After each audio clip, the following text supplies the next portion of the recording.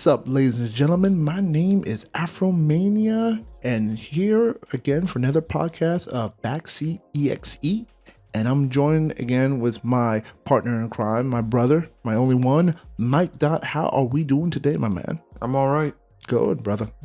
Feeling good, getting the crust out of your eyes? Yeah. Yeah, waking up. Yeah. So we have a really interesting show today.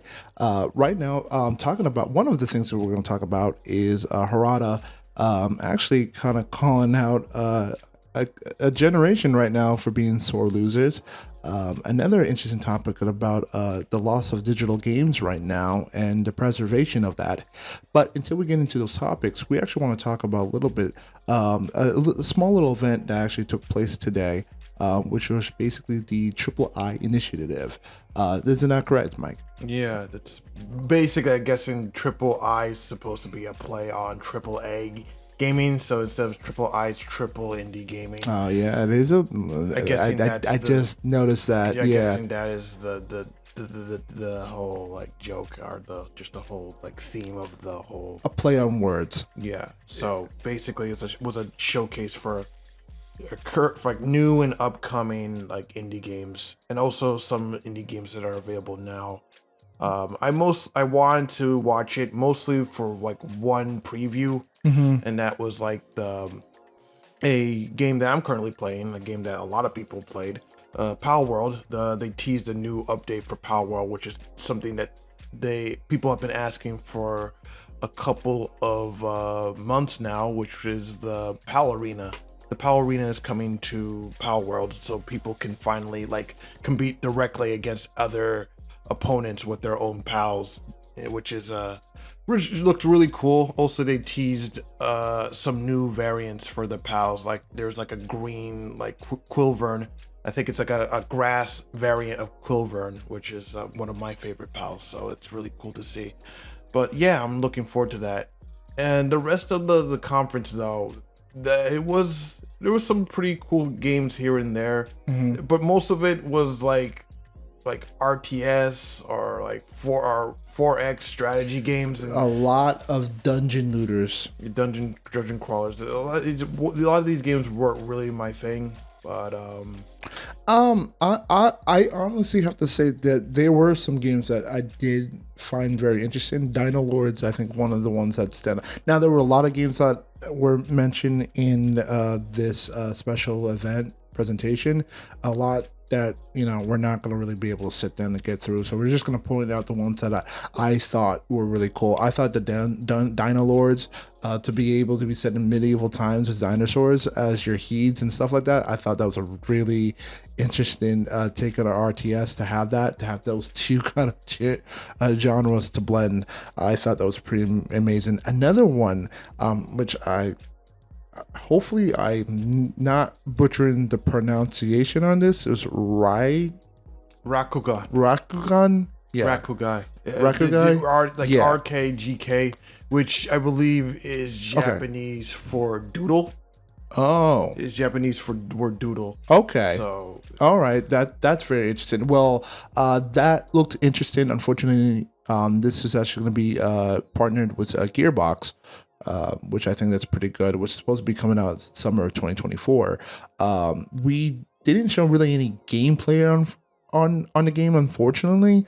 But it does look like interesting. Like the theming, I'm really interested. It has a really cool, like a Jet Set Radio theme to it, but a little bit of cyberpunk. Yeah, I think it's a little bit more raw than Jet Set Radio, because I think there's like more like darker color themes used. I mean, there's brightness obviously with some of the graffiti they're using, but I think they use more definitely has a more like darker feel to it, so it's definitely more on the cyberpunk side of things. Yeah, I just wish they actually showed us some gameplay. I think that would have been very interesting on that, but hey, it has me intrigued. Yeah, I think it definitely has me intrigued. Other games I thought that were interesting, Wizards of Legend 2. I thought that was a cool I've seen people play the first one. It's a pretty cool, like concept of four player, right? It's a four player. Well, the first one was like single player, and it was like actually pixel art, so they're going full 3D on this one for the sequel. Yeah, and I thought nice. that looks really, really cool. The fact that it was a sequel to that game. I might have to pick up the first one on that. I thought it was quite interesting. I'm going to say Lasara, the Summit Kingdom. Again, it's a game that personally looks intriguingly nice in terms of the graphics and in terms of the RTS elements of that.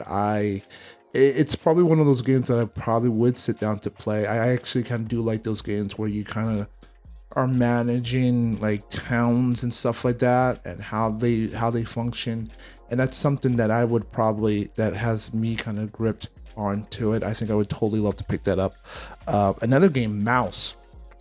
The first looks really, really good. First person shooting adventure game that looks basically has that throwback to like Steamboat Willie of the 1920s. Rubber hose animation. Yes, obviously based on like Mickey Mouse. Obviously, yeah. They waited for that copyright to drop, and the moment that copyright dropped, they released it. I remember seeing a trailer going up like a few days later, as soon as for this game, Mouse. Yeah, obviously, really.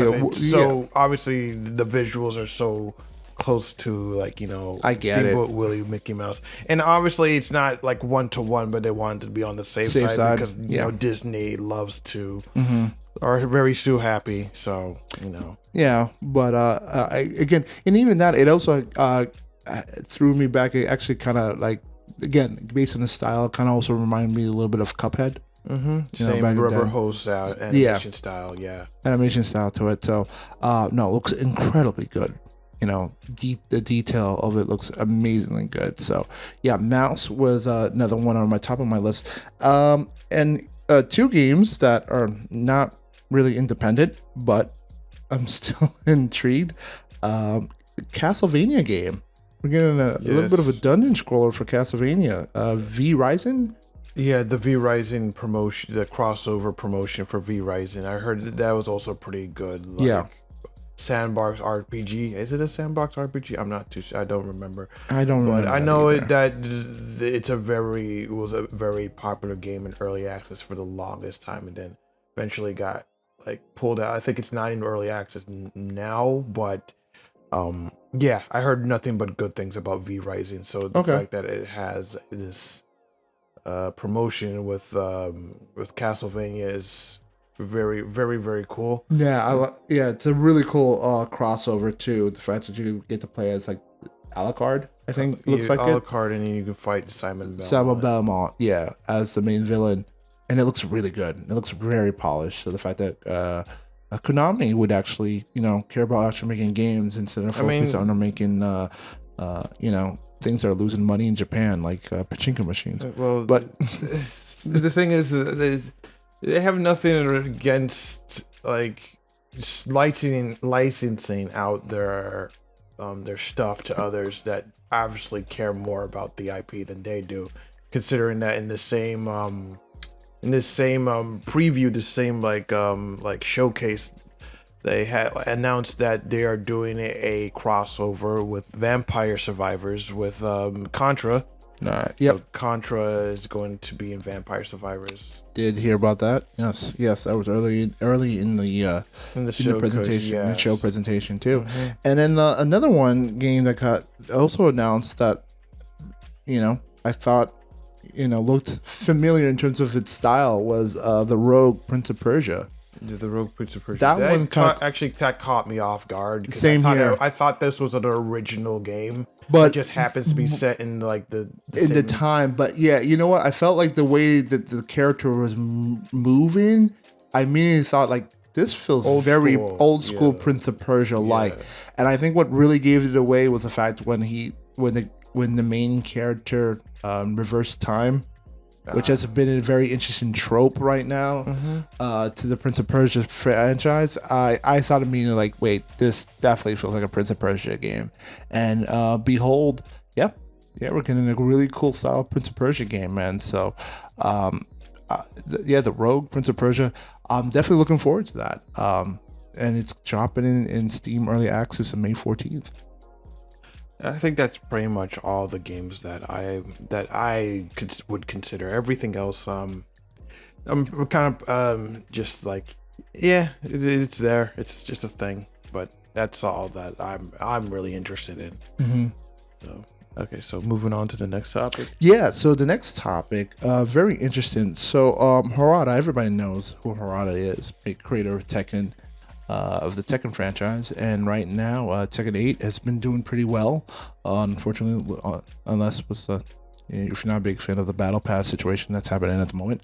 But with that being said, so Harada was actually on an interview right now, and he had something very interesting to say about the current generation of how they handle right now competition and losing right now in the current space of fighting games. And quoting what he said, most young people nowadays are the opposite. They are rarely eager to engage in one-on-one showdowns, as he states in the answer, because fighting games pit you by yourself against a single opponent.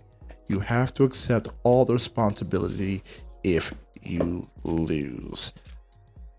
And anything else continues to follow that was in the article. It basically says in team-based shooters, when players win, they won because of their own contributions. But when they lose, it's because they got matched with a lousy team. He actually follows up with that article. So yeah, it kind of ties into it pretty much how people feel right now in the current state of just competition of games right now.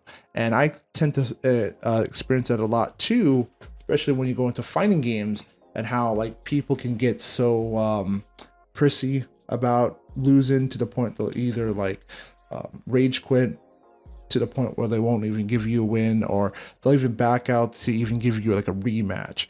And I've been experiencing a lot right now, not even just in the current state, maybe in fighting games. I think just in current state in games in general right now, it just seems like people are a little thin-skinned in trying to get better at their skills at the moment. Yeah, very much so. I mean, like you mentioned, it's not just a thing with just fighting games. Fighting games, I do believe, is the most like egregious. Yep. In terms of competitiveness, because like you mentioned, like you have no one to blame but yourself. Mm-hmm. When it comes to losing a match, of course, people will still look for excuses no matter what. Just to say that, like, you know, my controller wasn't as calibrated, or there's lag, yeah, or you're playing a cheap character, mm-hmm. you're doing too many cheap moves, and just like that character's busted, and all the usual excuses that you come to expect. But most of the time, it really just comes down to your ability to just be able to adapt and learn. Because a lot of people, when they get into matches, they like to latch on to a specific character or a specific strategy and then repeat and do that strategy over and over again until it no longer works for them. And then they'll either just get frustrated and quit, or they'll probably try to pivot to another strategy that's just as abusive until that no longer works. And then, because a lot of people don't care how they win, just as long as they do, they'll be able to just, if that doesn't work and they don't win, then they feel that it's not their fault. They'll just blame the game on it, or the mechanics of it. And it's unfortunate. Or things get changed around it. Yeah, it's unfortunate, because then it leads to a lot of people complaining about like balancing, saying that my character is underpowered and theirs is overpowered. And then if the devs fall into that pit trap of saying like this is like, and not looking at like actual data, and instead just like bouncing based on the community, it leads to just wild changes that make very little sense and just throw the whole game out of whack. Yeah. And then if they don't do that, they say they're not listening to their community, and they explicitly want a specific character to be overpowered, and saying that it's not fair, and these guys are a bunch of hacks, and like that they're gonna quit the game on that basis. And it's just a very dangerous way of looking at things. It's a dangerous slope, to the point where it does confuse, like you said, the idea of being competitive and just simply, hey, to a lack of terms get good. You know, in terms of, you know, you need to just learn how to take your ass whoopings like a normal competitor, and then get back in the lab and study your opponents and get better with the character that you're using and get better with the fundamentals. Which, like you said, sadly blends into the idea that, no, my character is underpowered. You need to up this character, or you need to nerf the other characters before them, or something like that, where it gets a little too dangerous. And I agree. Like, you hope that there's data out there that proves otherwise, that the creators are paying attention to, and not less on the gamers when they complain that they're just losing a lot. So, but I think, like, when it comes to, like, Tekken, it seems like Harada has a better understanding of what's going on and what really needs character balancing, and when it's just people complaining that they suck at the moment, pretty much. And I think in terms of having those situations, I know that they're currently working in those situations where people are always rage quitting out of nowhere. And I think they're going to put some heavy penalties for simply rage quitting in mid matches and stuff like that. Yeah, so, I mean, like, penalties for leaving matches has been in online games for a while now. Some are more stricter than others, because not only do they disconnecting count as a loss, you also technically usually take a loss as well. It's not just, well, I said, it's not just taking a loss on your record. It also, sometimes you straight up get banned from playing online for a set amount of time, even though it's not your fault. Well, yeah. No, I'm saying it's just that for the people who rage quit too much, they get banned from playing online for if you're quitting out of the matches, because you're making a bad experience for the person you're playing against as well. Of course, yes. And then, and I would argue that it's even worse for team-based shooting games. Which I was going to say is going to be the second most probably game in terms of rage quitting. Yeah, because, like, I have, like, a perfect example, because I've been playing a game called The Finals. You've probably been looking at the gameplay from some of the episodes we've been putting up, but it's a game that I'm playing a lot. And for the first time in a long time, I decided to do a ranked match because I wanted to clear some dailies, because there's a daily, actually not, a weekly mission where if you have to win a tournament. Obviously, I was going to put my best foot forward and try to actually win. I'm not gonna treat it like a quick play round where I'm just like, where I'm obviously trying my best to win, but I'm not going like super serious, locking in serious type of gamer type of moment. It's a game, and you're still trying to enjoy yourself. Yeah, I'm still trying to enjoy myself, but obviously I'm also trying to win. I'm a player who's in this weird state where I'm not super casual, but I'm not super competitive either. And I feel like a lot of people are either on one side of the spectrum or the other. So it's hard to find people who are kind of like me, who want to win, but also want to just have a good time. But anyway, going back to what I was saying. So I decided to play in a tournament, a ranked tournament with, obviously I'm paired up with two random people against a bunch of other opponents, and the game is cash out, where we have to, like, secure a cash box and get it to an objective and try to earn as much money before the round ends.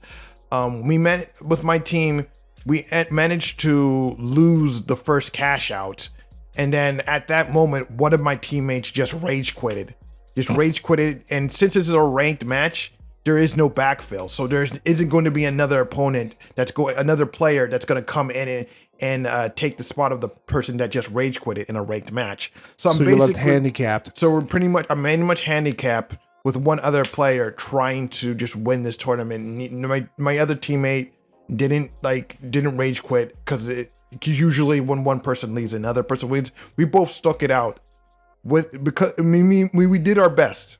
Yeah. The fact when we did our best, just us two, compared to everyone still having full stack teams of 3, we managed to make it all the way to the semifinal round. And then the only thing that was stopping us from making it to the final round is that we were only a few dollars off on winning the match. Only a few dollars off, and this was just with me and another opponent. We were doing so well up until that very point. We would have made it to the final round if we simply managed to wipe one team. That's all we needed to do, but we were so concerned with defending the objective that we didn't go out, we didn't push out, unfortunately, and then we ended up losing the semifinal round. That's pretty impressive. But yeah, it just goes to show you that you gotta stick it out instead of just leaving at the first sign of discomfort. Yeah, it's just like you it's not over until it's over. Yeah.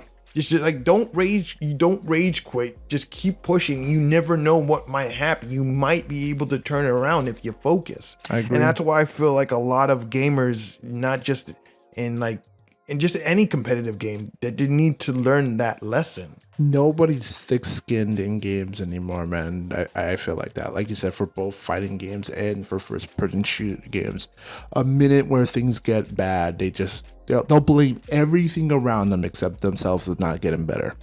Mm-hmm. Not willing to put in the work, not willing to stick it out, not willing to kind of figure out, because like you said, in anything, and like in games right now, like especially in fighting games, you got to figure it out. Like there's a filling out process that you're playing around with your opponent. Like, what did they do better? And then during those matches, you have to adjust. Mm-hmm. You got to make your adjustments. You have to make your counter moves and stuff like that. And that's kind of like, and that's one of the reasons why I enjoy playing fighting games, because there is that strategy that's happening between two opponents. The same way that there's that strategy in fighting in shooting games as well too, where you have to make your adjustments and stuff like that. So yeah, it's always a filling out process. And when people rage quit, and I think another reason why people do this too is just because they just don't want to see the other opponent be happy. I think they they really go out of the way to make sure the other person's kind of miserable, because if I can't win, nobody can. So I mean, I think it makes the experience bad for everybody else once you have that kind of attitude on that. Well, it's like, I don't want to give you the satisfaction of actually beating me. It's like if I don't accept the loss, I can never lose. Yeah. If I don't accept it, that's the kind of mentality that some people have when it comes to rage quitting. I didn't lose because I wasn't here for you to actually defeat me. It's a weird way of looking at it, but I do feel like that a lot of people do think that way. Just a bunch of sore losers, man. Yeah, but straight up sore losers. Overall, it's just a matter of just learning to just accept loss as a lesson and not as a crushing defeat that you can never improve, because there's always something you could improve on. There's always something you can learn, and it's just something that you can take into real life. I agree. I totally agree. So another interesting topic that we definitely want to get into actually was an article that was actually written about a couple of days ago. It actually kind of evolved about a YouTube channel actually is calling out Ubisoft accused of forms of rallying people around the crew. So the whole situation about this one that's interesting is about how digital right now, we're living in a world where everything's going digital right now, and you would think, having that ability to have games being digitalized onto, say, the cloud in a well would be a great way to be able to preserve these games. However, that doesn't seem to be the big case right now in this situation, as in terms of, the fact that this game is like The Crew, which is a very old game. Actually, a very good game, by the way, too. It's already been set to be shut. I think at this point it's shut down already. I believe so, which is kind of a bad situation right now, because gamers who probably want to be able to go back to be able to play that no longer have the access to it due to the fact that it's digital. And on top of that, they have no way to even get to the servers, and you don't have any way to be able to play the game, which is coming to blows into almost in a situation where it might get into legal hands at the fact that, a company like Ubisoft has the power to shut these games down, even though that you paid for it. and which goes into another deeper issue right now. Exactly, do you really own these products when you pay for them? Which clearly, at the where we're getting to, it's probably a no at the moment, because everything in the situation that's been happening at the moment. Because that's the thing I want to say. It's like it's getting to the point where like we can't even call these games products anymore. No, these are services. Because if they can take these things away from you, it's no longer a product; it's a service. Yes, and it's just, and there really needs to be some kind of like consumer protection for these sort of things. If the games get shut down, the games that you rightfully paid for and you can't access them anymore. I'm well too familiar with this because I played so many like online only games that got shut down within. Like several years or a few years or even a few months at a time, and I spend like hundreds of dollars on these games that I can no longer play, and it's very frustrating that they can be taken away from you at any given moment. And because of this, it's given to the rise of the popularity of games like Pal World, which is a game that it's not a live services game. It's literally a game that you can download once and you always have that game. You can play it offline. You never have to connect to the internet at any given point. And that's one of the reasons why the game blew up so much, because it's not a game that's trying to nickel and dime you. And it's not a game that's being held hostage by an online server somewhere. And I do feel that more games like that need to come out in order to redirect the industry and to let consumers know that there's a better way, that we don't have to keep accepting these kinds of service games.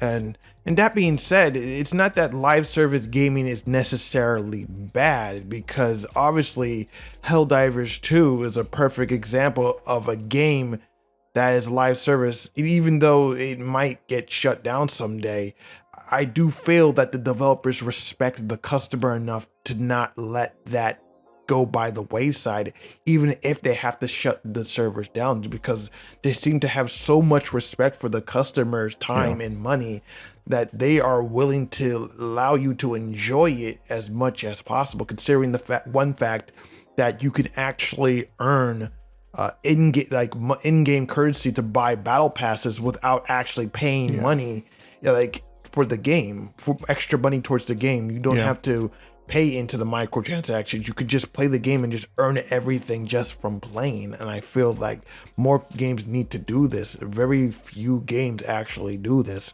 And then as another perfect example, when a game does decide to get quote unquote shut down, there are developers out there who are willing to switch the game from a live service to a product, just so the game's life can continue well beyond its the preservation of it. Yeah, it's the preservation mode.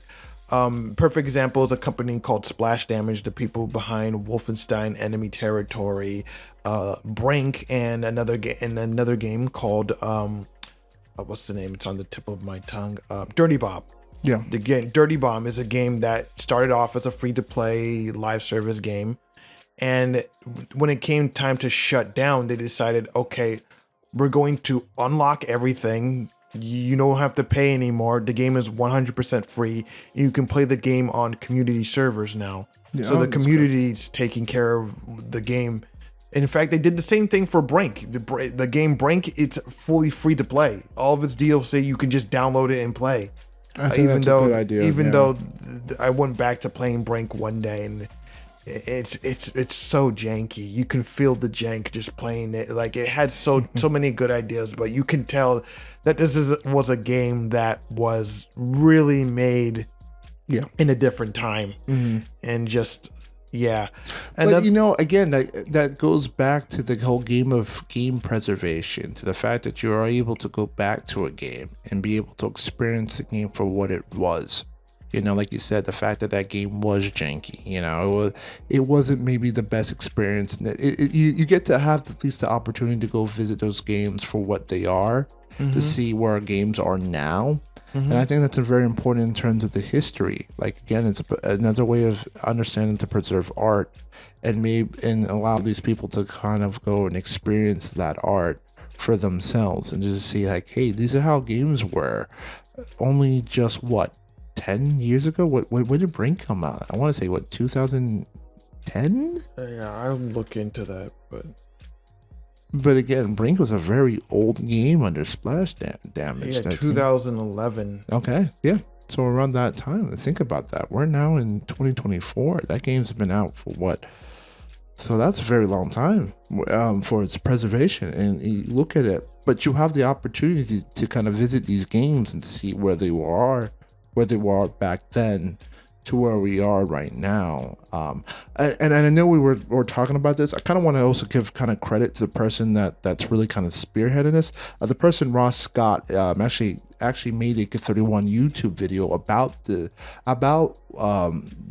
this situation, because he feels like maybe the government needs to be able to kind of explore these practices of how they're allowed to kind of pull these games away without even leaving, like you said, the gamers to at least have the opportunity to maybe, if not, or at least give them the opportunity to transfer that game into something that can be preserved and continue to be played on for years end. Because again, like I said, I hate the fact that once these service games goes off, that's it. You can never play them again. Yeah. And again, it also goes back to the fact that a lot of the money that's been spent on these such games too. I think it's another sad situation. Because a lot of them, like you said, a lot of these people bought a lot of the downloads on these. Yep. Like a lot of the investments they put into these games to all of a sudden be disappeared. That's very discouraging right now, especially in a time that we're living in, and it seems like that is a practice, unfortunately, that's being more doubled down with the live service model that a lot of these AAA companies want to push on to consumers right now. I think it is a very, very interesting topic. I think, like you said, it does need to be maybe explored a little bit in terms of consumer practices and what laws and what laws that we as gamers have to be able to preserve our rights to be able to continue to play these games. Yeah, very much so. I mean, it does need to be explored. But I mean, as much as I would love like every online game to be preserved, I just feel like the government would have to like intrude, because a lot of these companies are never going to do it themselves. It's like it usually comes down to like developers pushing the publishers to allow their work to just be free. But like a lot of these publishers want to put these games under lock and key and say like, no, you like, just in case we want to revisit this IP sometime down the line, like we can't just let it out for free. Yeah. Which is also a big issue. There's also the issue that sometimes when these games are pushed out for free into the public domain, I believe that it also has to do with like tax write-offs for like the IP. And because if the IP gets written off for taxes and the game is just let out into the public, that means the IP can never be revisited again. Really? I'm not too sure. Don't quote me on that. I know that that's how it is for IPs of certain shows, TV shows. Okay. So I kind of assume it might be the same way. Like for example, like one show that a creator has been struggling for years to get a revival of is a little show called Megas XLR. It was a show on Cartoon Network. It's about a big guy with a giant fighting robot. And it's a show that only lasted 2 seasons, and unfortunately that show got canceled and got written off for taxes. The show can be re-aired in like other countries, but can never be re-aired in America, I believe, unless it's like, I'm not too sure. Like, again, I'm not too sure. Don't quote me on that, but I do know that the IP can never be revisited ever again, unless somebody can figure out some kind of legal loophole in order to get the IP back. I know the creator has been fighting to bring it back for a while now, and he's been struggling and just trying to find a way Like, and it's just like, it's really frustrating that this piece of work that you spent so much of your life on, it can never be reused ever again. It's just like really frustrating. It's like right there, and you just like, you're willing to bring it back. You're willing to revive it in order to, and to just, at the very least, to be able to re-show it to just to newer people, and then you To a can't, brand new audience, and Yeah. you can't do anything about it because so much of the legal loopholes that you're, too much legal red tape. and on top of that too, I think another thing that has to be talked about too is this is a game too that's created in France because of Ubisoft. It's a French company, so you have to understand the legal how their consumer rights over there may be different than the consumer rights here in the United States. So again, talk about the red tape of going through that. That's another different red tape legalization that you have to understand on their end. In order to be able to bring that back, you know. And another situation too that was also mentioned too is by the time that these games do get pulled off, not everybody's playing these games, unfortunately. So that's another discount on trying to preserve these games because people have moved on to either the sequel or completely something else altogether, to the point where you do tend to forget about that, and there is not enough of a rallying cry to be able to work together to preserve these games too, which I think is another issue too. But yeah, I think like the game, I think something has to be set in place now that, as sadly that everything is being transferred to digital, that there's a space where that a lot of these digital games can be preserved, or at least have the legal rights of, like you said, to be able to head into, I guess, some kind of public game domain where these games are preserved to the right that at least people can come and visit those games and to be able to download them and to be able to, to be able to have mods and to be able to, continue to preserve these games moving forward. Yeah, very much so, I would say. Again, this is just another thing that, again, Louis Rossmann, again, it's a great YouTube channel. I definitely would look at his stuff. But again, he's another guy who brings this up a lot, and he's just saying that this is the kind of stuff that justifies piracy. It's because if you can't get the game legally in any other way, you can't play it legally, like this completely justifies piracy as a form of preservation. Because like in another YouTube channel, like early extra credits, not modern extra credits, but early extra credits had topics just like this, saying like, if you originally bought a product in a certain way, only for have that, like, the product taken away from you, or a functionality of that product taken away from you, you have every right to restore the functionality of that product, no matter what the end user license agreement says.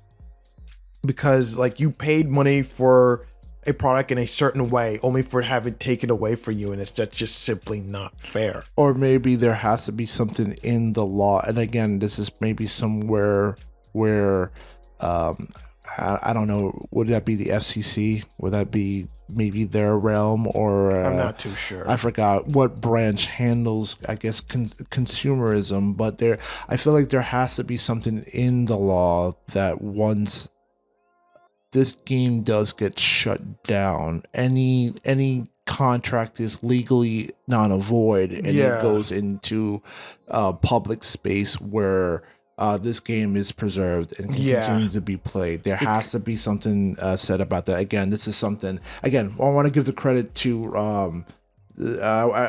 Ross Scott and his YouTube, because this is something that he's been trying to push really hard. We are dumping a lot of YouTube names. Right now, and rightfully so right now, because again, and I mean, this is kind of where the topic actually put up, but this was something that I was also thinking about too, in terms of the preservation on that too. So, but yeah, no, it is a very interesting topic right now because, like you said, a lot of these games are going to constantly, like, again, physical media is sadly going on to the wayside, so everything's eventually going to be digital too, to the point, like you said, to the point that everything's now like a service, to the point, like, that's terrible to know that your Steam library could not be playable in the next couple of years.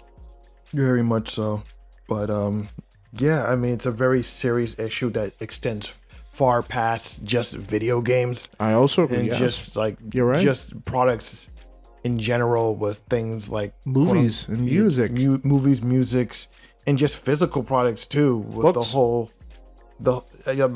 Like books as well. But again, like even physical products have this issue, like with quote unquote planned obsolescence.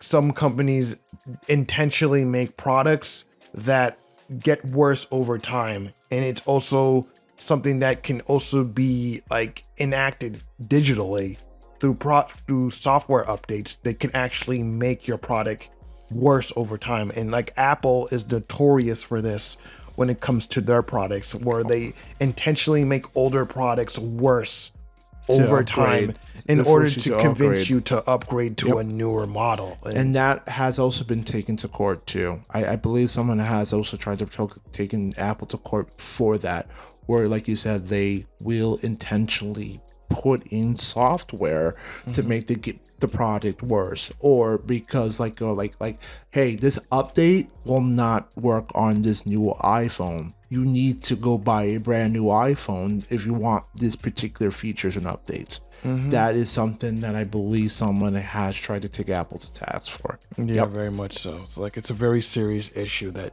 needs addressing, and it needs it soon if we're going to be forced into this whole all digital age, which personally I don't want to be. I want physical to always be an option. I want like planned obsolescence to no longer be a thing. I also, with what Louis Rossmann always says, the right to repair is something that he always been fighting against. The right to repair your own products, the right to be able to change the battery out of your smartphone. You notice how a lot of smartphones don't allow you to change the battery anymore. A lot of smartphones don't offer you to even add in more memory cards. Usually back in the day, you had SD cards. You were allowed to add an SD card to expand on your memory slot. That's no longer available on a lot of phones today. Another, like you said, another reason for people, another way to push for more upgrades on certain products and stuff like that. Even now, systems. Back in the day, you were able to get you could buy like external drives, like just external drives for your systems back in the day. Like I think for PlayStation 2 or even 360 back in the day, you can get external drives to continue to add on that memory. These systems today are not allowing that. Yeah, I mean, and even if they do, it's usually proprietary. Yes. It's like you have to buy our version of like an external hard drive in order to expand space. You can't just plug in a USB like drive and just have more space that way. It's just a shame, because like one of the biggest things about like the PS3 era was that the PS3 actually allowed you to install Linux on it. Very early version of PS3 allowed you to use it as a Linux PC, but they removed that functionality out of the system, and a lot of people got really frustrated like that. And again, this is where I got reminded of the whole issue of being able to restore functionality that's been removed from the product creator. It's all from extra credits. That's where I remembered it from. And yeah, I just believe that something needs to be addressed when it comes to products and consumer protection rights. It needs to be looked into, and soon. Yeah, I agree. That's all I really could say. Same here. Well, these are the topics that we spoke about today. We would love to hear about your comments down below, man. It's a different. What do you think about the fact about having these consumer rights and about the digital space that we're living in? We definitely like to hear about your topics and your comments down below. Very much so. Again, anyway, thank you for watching this episode. If you liked it, please rate, comment, and subscribe. I am Mikedot with Afromania, and we are saying peace. Take care.